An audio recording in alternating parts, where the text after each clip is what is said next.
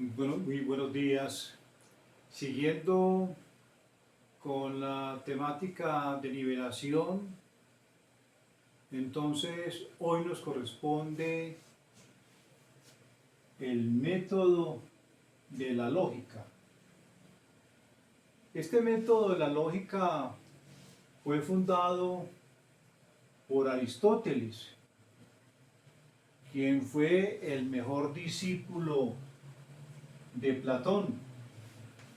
A la vez, el mejor discípulo de Sócrates fue Platón. Entonces tenemos aquí Sócrates, el maestro de Platón, y Platón a la vez, gran maestro de Aristóteles.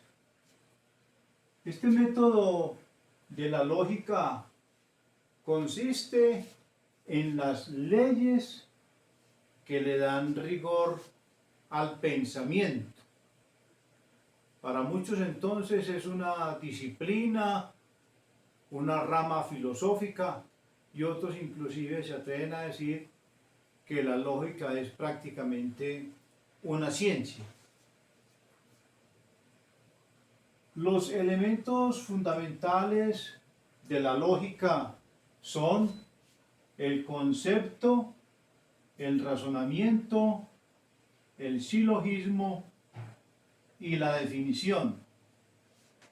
Todos estos elementos serán explicados más rigurosamente en una clase posterior, mucho más adelante, donde tendremos la lógica como una unidad completa.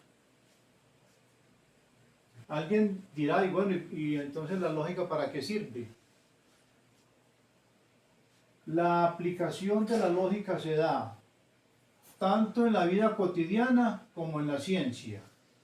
En la vida cotidiana nosotros utilizamos constantemente la lógica. Cuando dos compañeros están conversando sobre un tema determinado y uno de ellos se descontextualiza del tema, inmediatamente el compañero le dice, pero hombre, eso no tiene lógica lo que estás diciendo, eso no tiene nada que ver con lo que estamos tratando. Cuando ustedes deciden preguntarse por qué tienen problemas para resolver una ecuación matemática de segundo grado, de pronto un compañero le aclara y le dice, lo que pasa es que si usted no tiene un concepto claro de qué es una ecuación, no eres capaz de desarrollar una ecuación de primer grado, entonces te va a dar dificultad, lógicamente, de resolver una ecuación de segundo grado, porque es que hay unos prerequisitos, hay una secuencia en el conocimiento, en este caso matemático, entonces para darle lógica a ese conocimiento se le da entonces una forma secuencial. Entonces la vida práctica está llena de lógica. Cuando una señora está preparando los alimentos, tiene ya una receta determinada en su cerebro.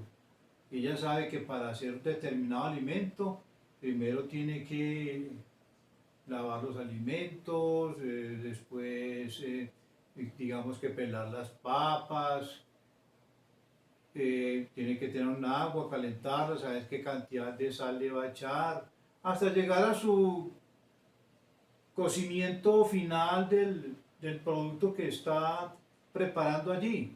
Entonces, hay una lógica secuencial dentro de la preparación, por ejemplo, del alimento. Y así sucesivamente en todas las actividades de nuestra cotidianidad. También la lógica tiene una aplicación directa en la ciencia. ¿Por qué? Porque la lógica es la base fundamental de la matemática. Pero a la vez la matemática es la base fundamental de la ciencia.